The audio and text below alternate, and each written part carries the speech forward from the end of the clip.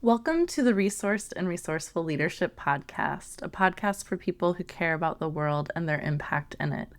I'm your host, Dr. Christine Pettit. Thank you for listening in today. So, this episode is not one that is particularly polished. I have a few notes here, but it's going to be a reflection on how I'm making sense of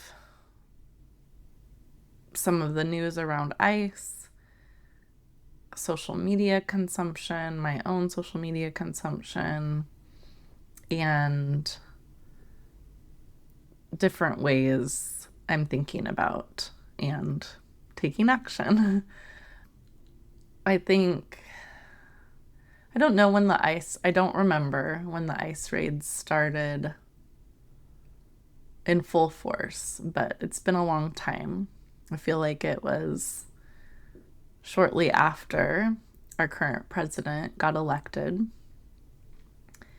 And so it's this reality that we've been living with for a long time. And of course, before that, there was immigration enforcement and injustice in those systems and in law enforcement. And I have a long history of studying law enforcement and policing in particular around issues of just the emergence of law enforcement in the United States. And modern day policing is really modeled after the slave patrols that were meant to keep people who were enslaved in place and to deny them dignity and freedom. And that is the reality of the origins of law enforcement in the United States.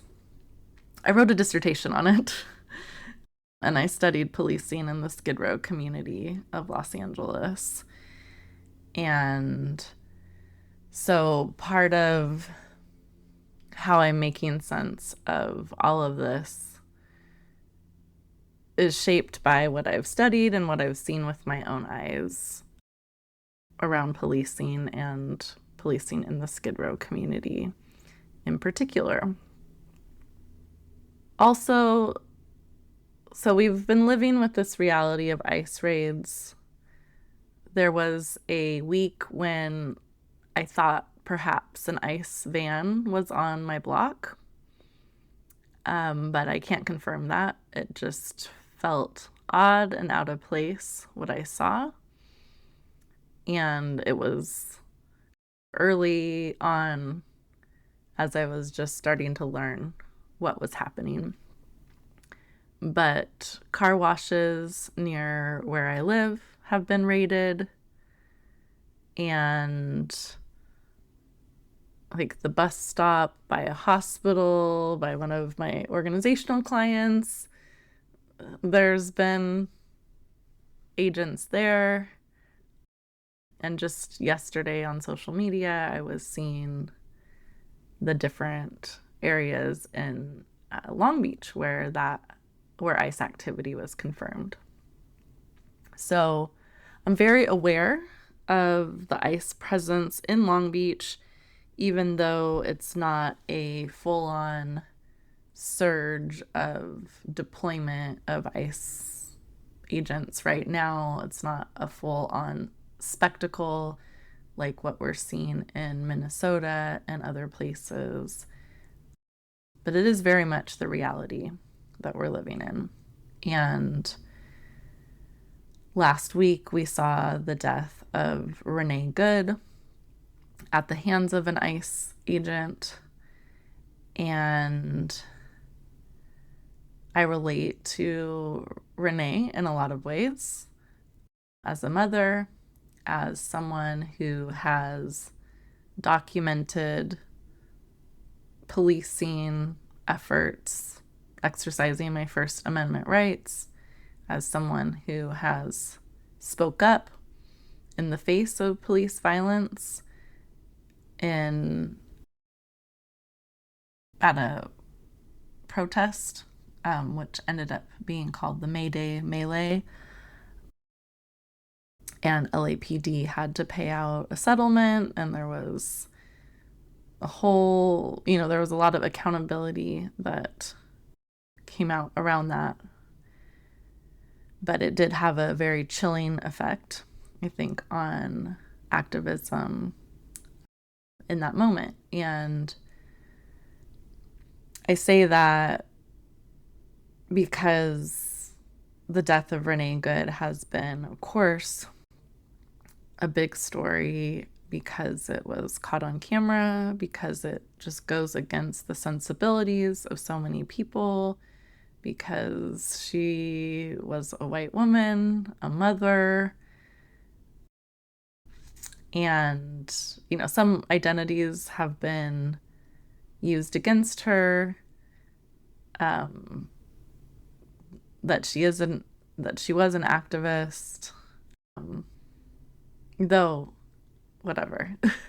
Like, just this idea of a woman and a lesbian or a queer woman has been used in some ways to try to discredit her, or to the fact that she has pronouns in her bios. Again, that's like the worst of the worst, like the right kind of spin machine. But I'm like holding those identities and just want to name that Renee Good is a very public example of the violence that ICE is inflicting in our communities every day. I'm thinking of Roberto Valdez, who died fleeing ICE agents in Monrovia last year. I'm thinking of the 4 people who have died in ICE detention. At least that was the first 10 days of the year that were confirmed. And I'm going to pause right now. This kind of weaves, this podcast episode is going to kind of weave these themes around, what's happening in ICE, as well as social media, and kind of doing what you can where you are. And so I just feel like I want to pause right now, if you're still with me, and just encourage you to take 2 kind of quick breaths in, and then we will breathe out together. So it's like in, out. So you can do it again, in, and then exhale. And then one more time. I'm intentionally bringing breathing in right now because it connects to this topic. And also, I just want to name that I just jumped right in, and we are flooded with so much news of violence, so much uncertainty right now, that it is important just to reconnect with our breath and just take a moment. I'm not producing this podcast to create more fear-mongering. I do believe it's important to share, to talk about what's happening, and to connect around it. That was, when I think about the 8 C's of self-leadership, connection was what I really grounded in coming into recording today. Is just, I want to connect with you, just share how I'm thinking, share my little piece of how I'm relating to it. But that kind of pattern of breathing that I just invited you to do with me, I encountered it as I was scrolling on Instagram. A person named Jane Son, Sohn. I don't know much about her. I'm not vouching for her, but I'm vouching for that video. Oh my gosh, just like scroll. Oh, breathe. And I just breathed with her several breaths in that video, and it's just really helpful to come back and, just be present with what is and present with your breath. So I'm talking about the different, the violence that we're seeing through the ICE raids and through death. And I just got a email from Khmer Girls in Action, which is a Long Beach-based organization focused on working with Cambodian youth, and just an organization that I love. And they said, in the first 2 weeks of 2026, at least 5 people have died because of ICE. 4 passed away while in ICE's custody, while 1 was fatally shot by a federal agent. Those who lost their lives include Renee Nicole Good, 37, in Minnesota, Paraday La, 46, in Pennsylvania, Geraldo Lunas Campos, 55, in Texas, Luis Gustavo Nunez Caceres, 42, in Texas, and Luis Beltran Yanez Cruz, 68, in California.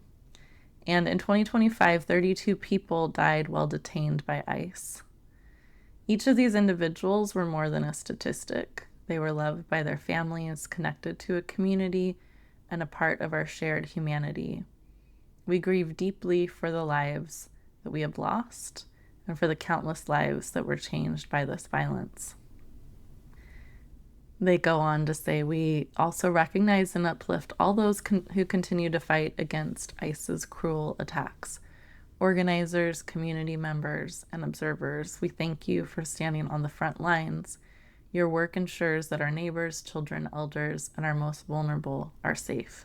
Thank you for protecting our families and communities. They go on to share resources, local resources as well. And I really just appreciate that space to honor and recognize those who have died, as well as recognizing that it's not just their deaths, it's that ripple in their families and communities, and the gratitude for those who are organizing. And, I'm thinking about the neighbors who were filming in that incident. I'm thinking of something else I came across on social media a day, maybe 2 after, where someone ran into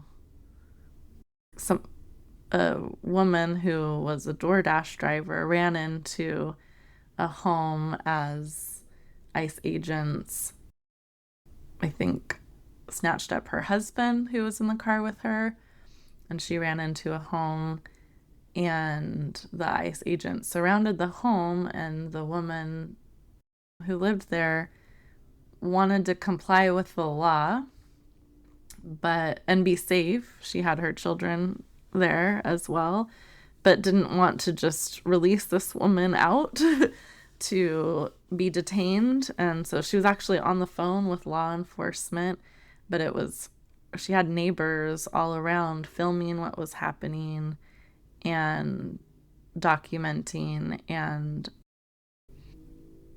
just like, she was very aware of the potential consequences and deadly force that she could experience, and with the support of her neighbors was also very strong in standing up for her rights and for the woman who was unexpectedly in her house and the target of these ICE raids.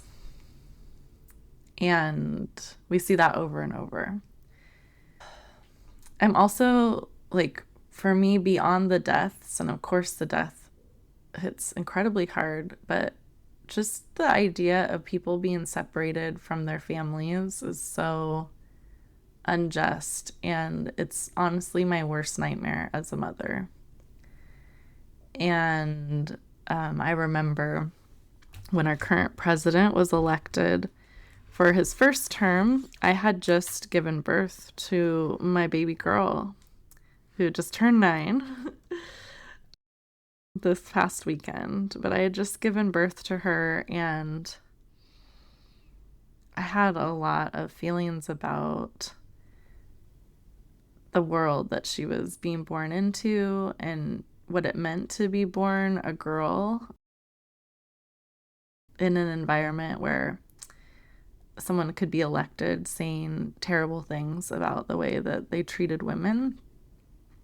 I also, hate that I have to answer why women have never been president in the United States, and just like that reality. I'm not saying that it's easy to grow up as a boy either, because I think that patriarchy hurts us all.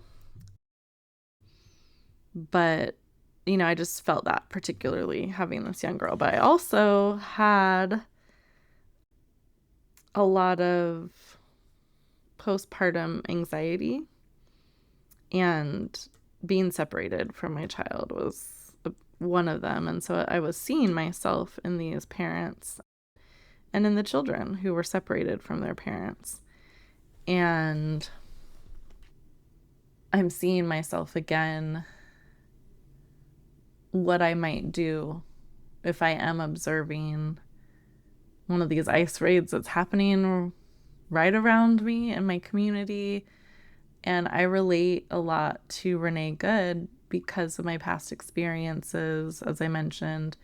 So I studied policing in the Skid Row community, and I studied a particular policy, the Safer Cities Initiative, which put a whole bunch of police officers in and deployed them into a very small area of Los Angeles known as Skid Row, where people are homeless or extremely low income,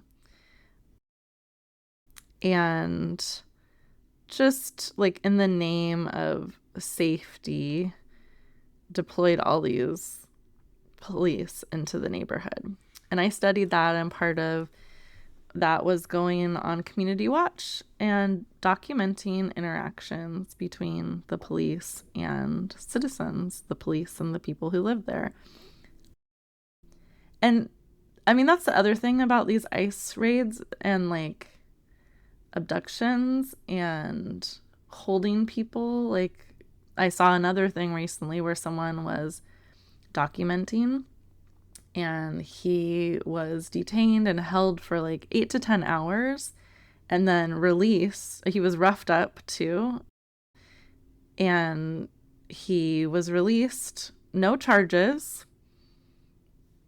He was just there, and officers didn't like him being there, exercising his First Amendment rights. So anyway, I witnessed people. I remember there's like a few like very vivid scenes in my mind, and I've written some of them down too, but I'm not reading that writing right now. I'm just sharing from my memory. One of them was this guy was just walking down the street, and suddenly a police car pulled up on him. The police jumped out of the car, grabbed him, basically searched him, didn't find anything, and then just let him go. Like, imagine you're just walking down the street, a car pulls up on you, people jump out, start searching you, like grabbing you, and then just get up and leave as you're just like going about your day. That's one thing I observed. I also observed police throwing away people's possessions. And I just remember having an interaction. I wrote about it, so maybe I'll share it another time. But like this feeling that people were being treated like literal trash. And I think that gets to my overall ethos, is like just how out of whack and out of alignment this is with people's humanity. And So yeah, I just feel like that, like Renee could be me. Like I've been there, I've been in situations where I'm documenting police activity in that case, but I'm a mom.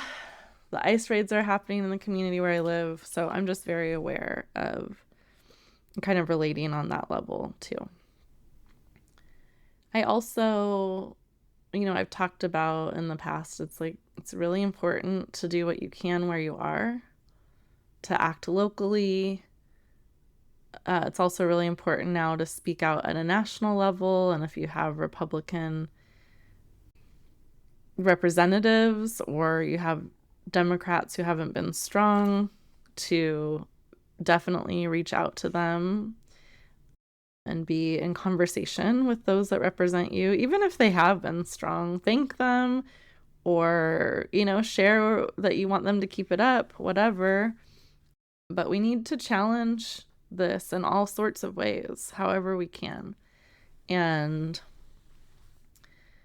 the act locally, speak out at a national level. I mean, I really believe in both of those things, and I've talked about both of those things. But Heather Cox Richardson, who has been writing Letters from an American and is a historian, documenting what's happening now and putting it in context. There was a video with her talking, and those were the two things to pull out right now. I also found something on social media that I appreciated about, for those of us who are parents right now. And it's at Dr. Chelsea _parenting. So it says, when we raise kids who question what they're told, even by authority figures, seek out multiple sources before forming opinions, understand that algorithms shape what they see, can tell the difference between news, opinion, and propaganda, ask who benefits from me believing this, trust their own observations over official narratives, we are raising children who can protect democracy, and it might be the most important parenting work of this moment. Doing what you can where you are might mean doing this with your kids right now. It might mean seeing where you have resources to contribute, whether that's time, money, your voice.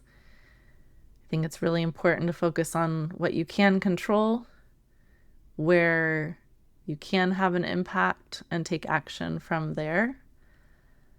And although I invited you to breathe earlier, and I think I'm actually going to just do that right now. Let's just pause for a moment.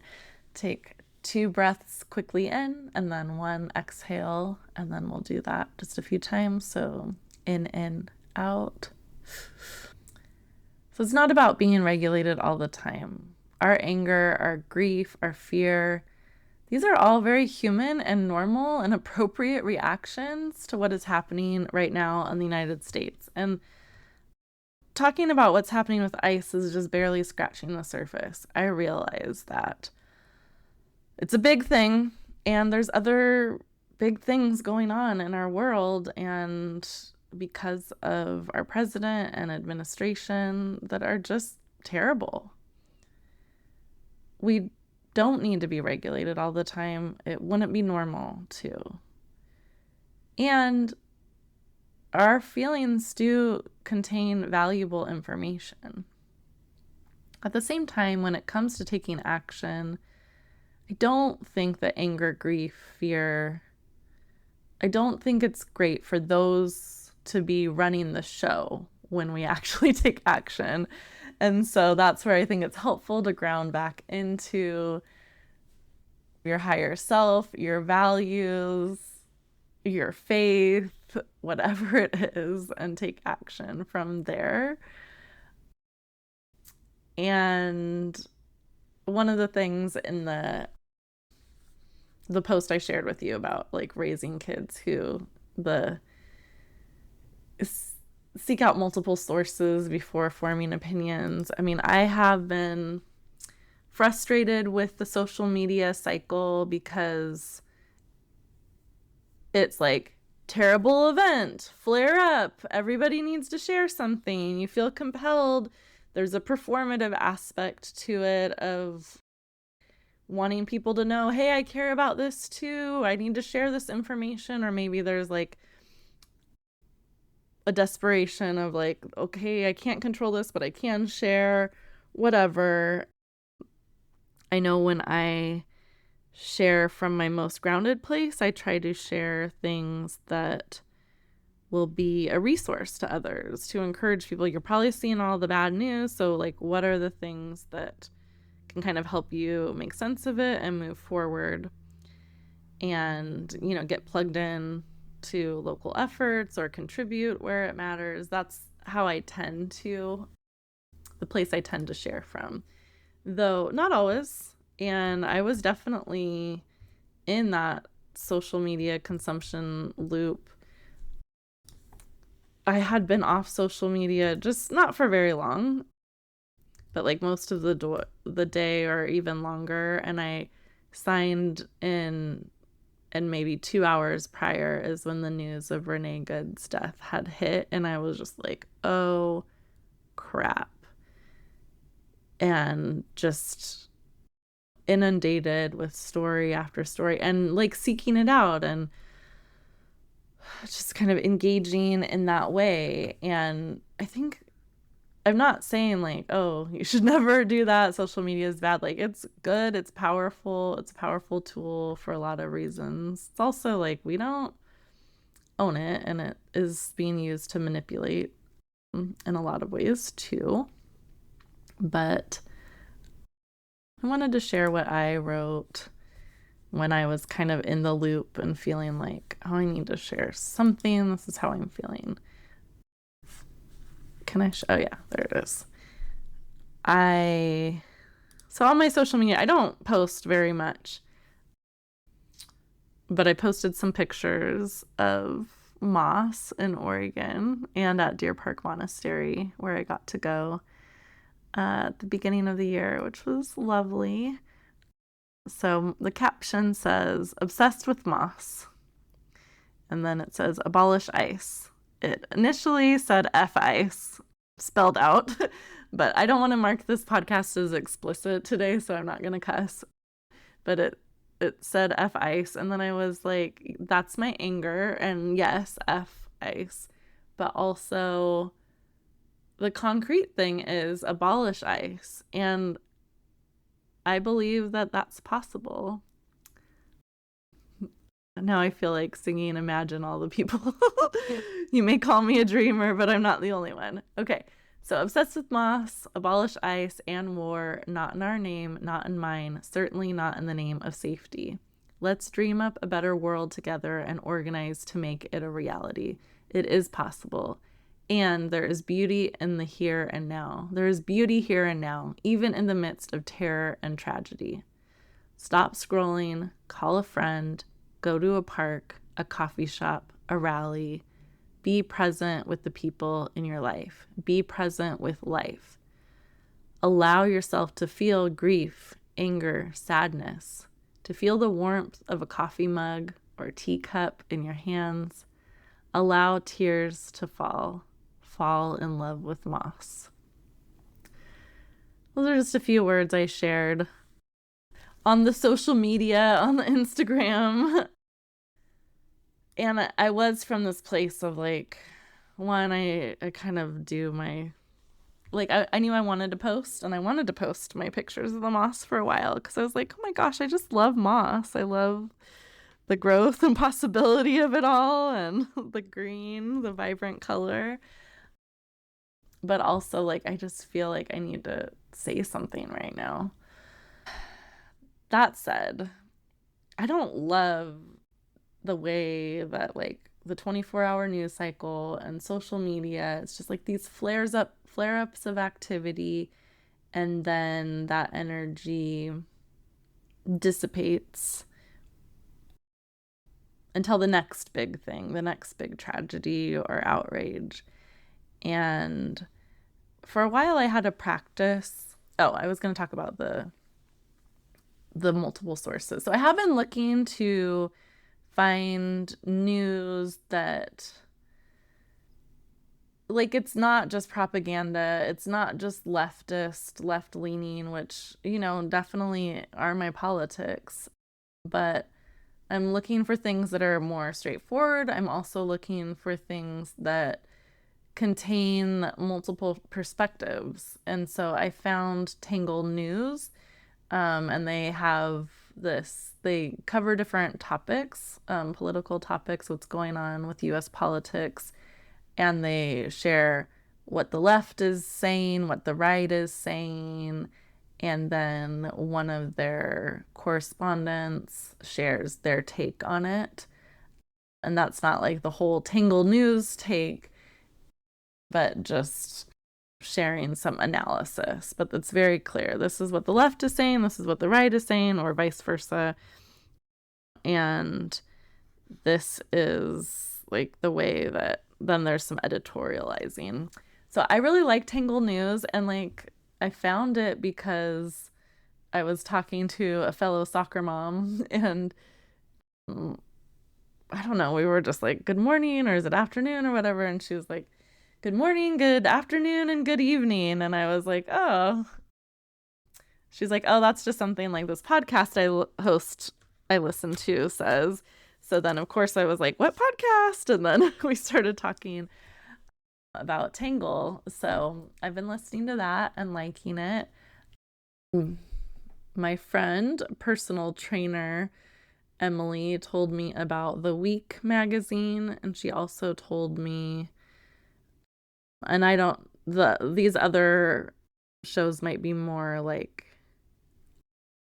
public radio shows, or NPR, The Daily and Today Explained. So I haven't listened to those, but I'm just seeking out ways to be informed without it being like a hot take or what's trending, and really trying to get out of the social media cycle.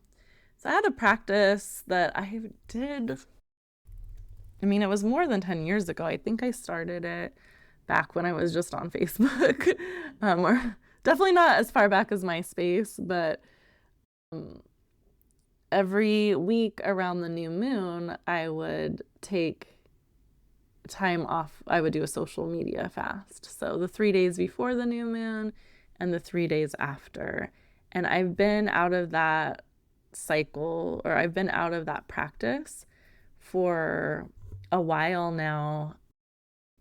Part of it is I feel like, oh, I need to post a little bit about the podcast or what. Part of it is just like, I find it challenging sometimes to stay off of social media, I have to admit. So I am going to be doing, it just so happens that the next new moon is happening January 18th. So starting today, if you listen to it on the day this comes out, January 15th, through the 21st, I will be off of social media. I usually don't include LinkedIn in that. I don't know if I'm going to or not this time, but definitely Facebook and Instagram I will be off of. And I found that to be like a very restorative practice for me in the past, is taking that new moon period off, the 3 days before and the 3 days after the new moon. So I'd like to invite you to do that with me if that seems like that could be restorative for you as well. Let me know if you decide to do it. So those are the things that have been on my mind right now when it comes to the news, the ice raids, social media, all of that. I'm curious, what is resonating with you? What's not? Do you have sources you go to for information about what's going on in the world? How are you doing? How are you making sense of all of this? I'd love to hear from you.